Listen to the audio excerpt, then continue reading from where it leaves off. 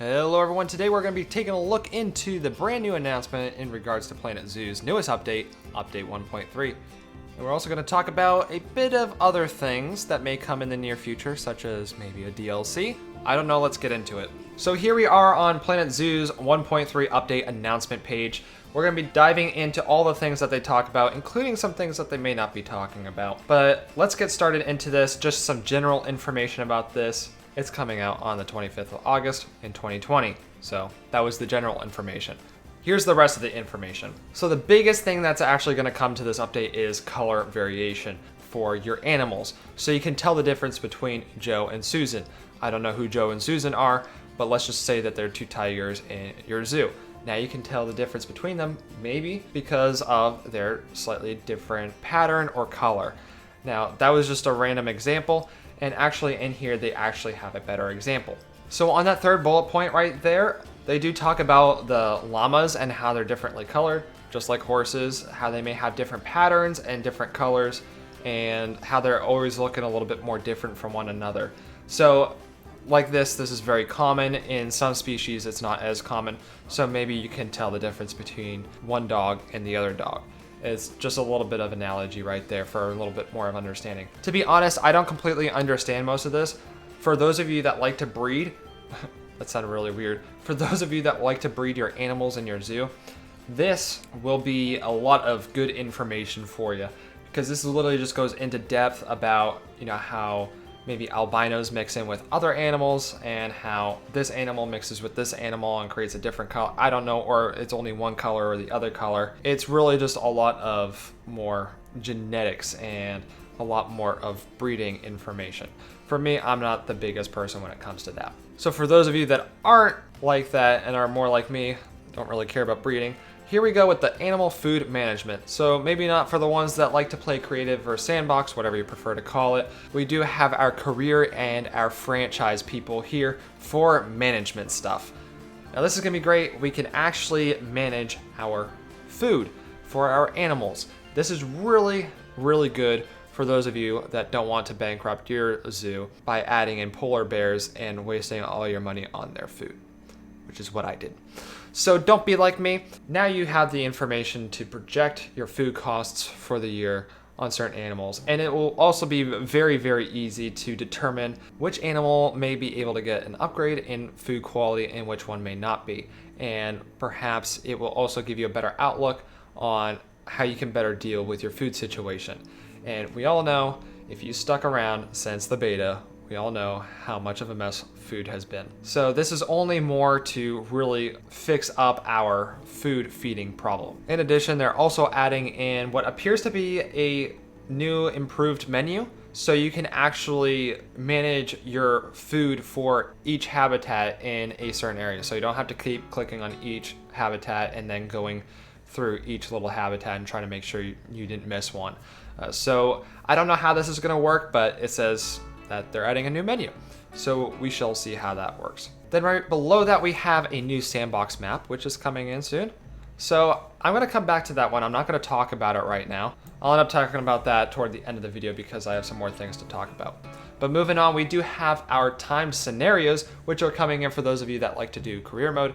I'm not that type of person to do it, but for those of you that want a challenge, let's say if you're bored, you're home during quarantine, and you just want a little bit more of a challenge because you're bored just sitting at your desk like I am, here you go, timed scenarios. So for those of you that just don't want to sit around trying to perfect your zoo and you just want to be able to achieve something, this is perfect. So make sure you finish your thing in time, and if you don't, you're not going to earn a medal. Or maybe you do earn a medal, but you don't earn the gold medal. I think this is very interesting. I don't know if I would use it myself because I'm not that type of person, but I bet there's some of you that really want that.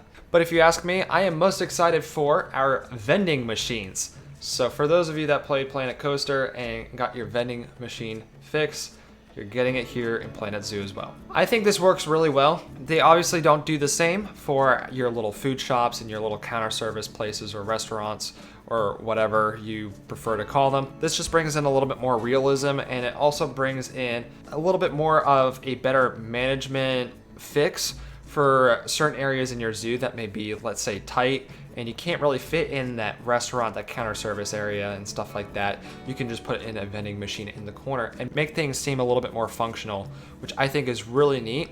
For those of you that like to make your zoos a little bit more realistic, it's surprising what vending machines really do in terms of functionality and how it may actually benefit your hunger complaints and your thirst complaints. Very easy fix, not a permanent fix all the time, but it's a nice fix to have. Then we move on to our staff management multi-select. So for those of you that have been struggling to go through every single staff member and then try to assign them to a work area, you can multi-select now. Perfect, that's great. You can also do the same when it comes to giving your staff pay raises and trying to train them all at the same time, which wasn't really too difficult in the first place, but it's just a little bit of something just to make your life easier, which is awesome. And if you really want to, you can go ahead and decide to fire multiple staff members at once. Don't know who really had that issue in the first place. I don't know who's trying to fire their whole entire zoo and lay off all their workers, but there you go. Then we move on to a few little different things. So we now have the ability to dismiss functionality for zoo alerts. So let's say if you have that one track ride that you've been working on for a very long time, and you haven't finished the track, you can decide to hit that X button and get that notification out of the way. Then we go to scenery light toggle. You now have the ability to turn on or off scenery lights all the time instead of just coming on automatically at night. Lights will not work without power unless they're solar powered. So there's a few little different things in that one. And I don't know if I've just been clueless or not, but toward the end it says solar powered.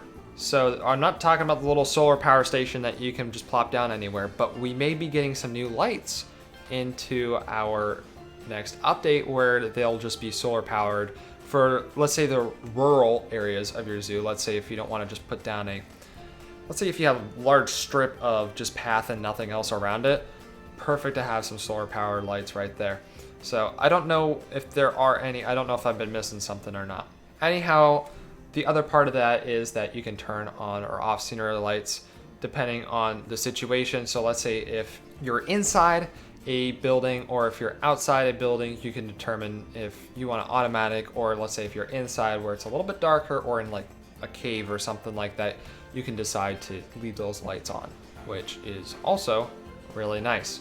And then it looks like that they're going to bring some more creativity, so things like more scenery assets, foliage with plants and smaller sapling trees, so you just don't have all these big trees. You can have some smaller little trees that are just being imported into your brand new zoo, and you want it to look very new and not so much as if everything was left there from 100 years ago. And they're also bringing in 3 new paths.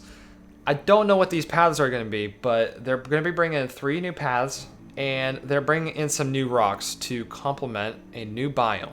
So we're getting a new biome too, which you would imagine we would also be getting new animals at some point, because how can you have a biome without any animals in it?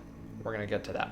And basically that's where we leave it off at right there in terms of all the updates that we're getting. So what are we actually going to be getting? Now, I have to say, we're not getting a DLC on August 25th. There's no way that they're just going to drop a DLC within the next 7 days, unless if I have to double check on that.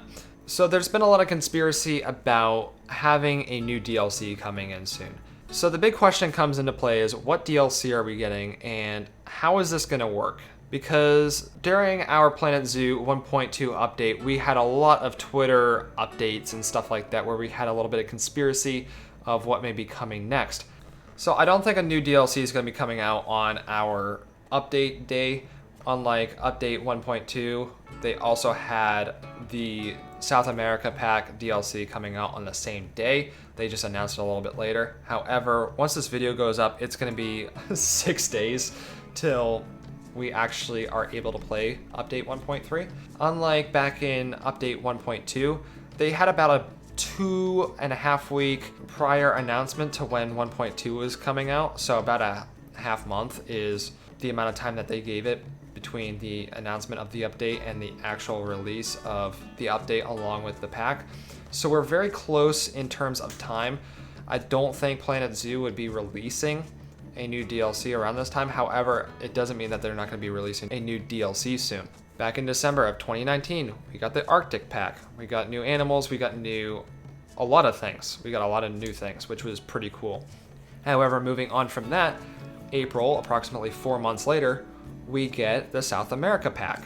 And now we're in August, and we're 4 months away again since the last DLC pack. I really do think that we're gonna get a new DLC pack soon. It's hard to say whether or not they're just gonna drop the ball like right on the day, like, oh yeah, we just made this for you type thing. I don't think that's gonna come out on the 25th. I could be entirely wrong, but I feel like that this is gonna come maybe toward the beginning of September, mid-September or something like that. Unless if they are spacing things out because of COVID. So there could be a lot of different outcomes, which, I mean, like, we're in a very weird time in our life now. So it's really difficult to determine how the roadmap's gonna work. So moving back onto the new Sandbox map, it said that we are gonna get a new landscape set in a location to be revealed soon, with new terrain textures, surroundings, and sky. That is very broad, and there could be a few different things. And it's kind of hard to determine what it may be. However, it's really difficult to figure out what this is gonna be, I'll be honest. But we're gonna get some new rocks as well, so that's already a given. If there's going to be a DLC, we're gonna get a new location of possibly another continent that we have not discovered yet. In terms of Planet Zoo, we haven't discovered the continent. In terms of having a lot of animals there. I've been always thinking that we're gonna get a new Oceania or Australian DLC pack, but it's a little bit difficult to really determine that right now. Now, if you think of biomes, you think that we really have all the biomes. You have the tropical, you have the temperate, the taiga, tundra, desert, grassland. We got all the main ones, right? We may be getting something a little bit more off to the side. Something that's really not widely found across the world. However, this may be a biome that has a very high importance when it comes to animal life and plant life. So there's a possibility that we may be getting some sort of tropical rainforest biome. I guess there's also something considered a temperate rainforest, or we may be getting a chaparral, or also known as a scrub forest biome. I am just briefly searching this up. This is just a bunch of talk, doesn't really mean that it's gonna happen. So is this a possibility? Yes. However, we also get some other little things thrown in here. So you're gonna get new textures, but new surroundings and sky. So what can you find in the sky that's gonna be different? I have no idea. I'll be completely honest with you. There are a lot of different ways that this can go, and I unfortunately just don't know enough about that. So maybe an Australian DLC pack, maybe something else, or Oceania, whatever you want to call it. But other than that, I don't have anything else to go over. So if you did enjoy this little update video and a little bit of a conspiracy video, be sure to give me a thumbs up. I am a small YouTube channel. I would highly appreciate all the support you can give me. And feel free to subscribe as well to stay up to date on all your Planet Zoo needs and other things. But that's where I'm going to leave it off for today until Planet Zoo throws something else our way for next time. I shall see you guys then. Thank you for watching and goodbye.